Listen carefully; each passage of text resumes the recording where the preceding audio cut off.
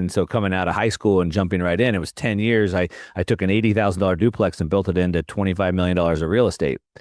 Wow. But then I sold the two businesses. I believe that I was supposed to sell my businesses and buy passive income. That's the path, right? So I sold my businesses that I knew everything about and made tons and tons of money, which is why they wanted to be and why they were sold off. And then I put into a bunch of real estate. And then 2008 came. And in Southern California, real estate dropped 60% in 12 months. And what were you buying, Mark? What kind of real estate were you buying? Well, so what happened is I started with the single family homes up in South Central LA. And this was in the mid 90s because we didn't have any money, right? So it was like we were buying $80,000 homes, $100,000 homes from the bank. And so we're in South Central, Compton, Watts, like white boys in the hood. And that was at the height of gang culture. If you can remember back that time, that was like Colors and Boys in the Hood, NWA, all that. So we're up there. And we were doing them over and over and over. And we had sort of a system down. But if you remember, like taking a bank-owned repo, a lot of times I have to get the people out of the house. Yeah. And so here we are, a couple of white boys from Orange County driving up to South Central, and we have to get these people, black people mostly, out of the house. And, we had our system down. We'd buy them out and things like that. Anyway, we almost got killed. We got chased. They tried to block us off on the freeway, and we're like, okay, we're never going back to LA again. So I'm in Orange County, and I bought a house on the beach, like 700 grand, developed it, sold it for like 1.5 million. I'm like, oh.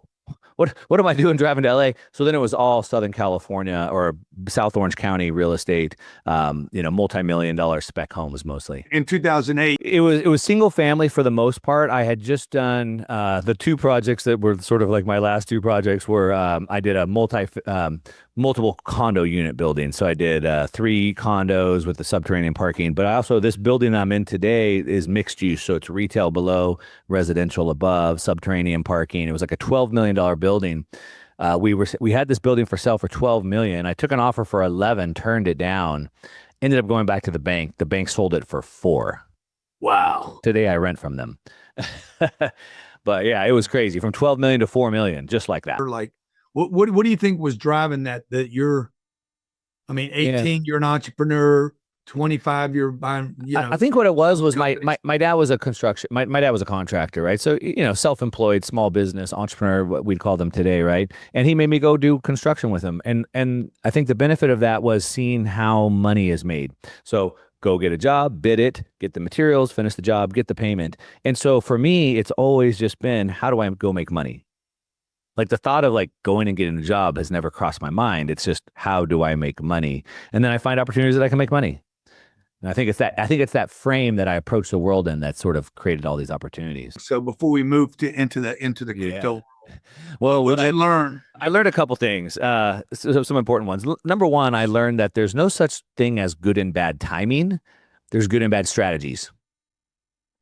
So there's always a good time to make money, but you have to have the right strategy. And so when the market turned down in 2008, 2009, there was tons of opportunities.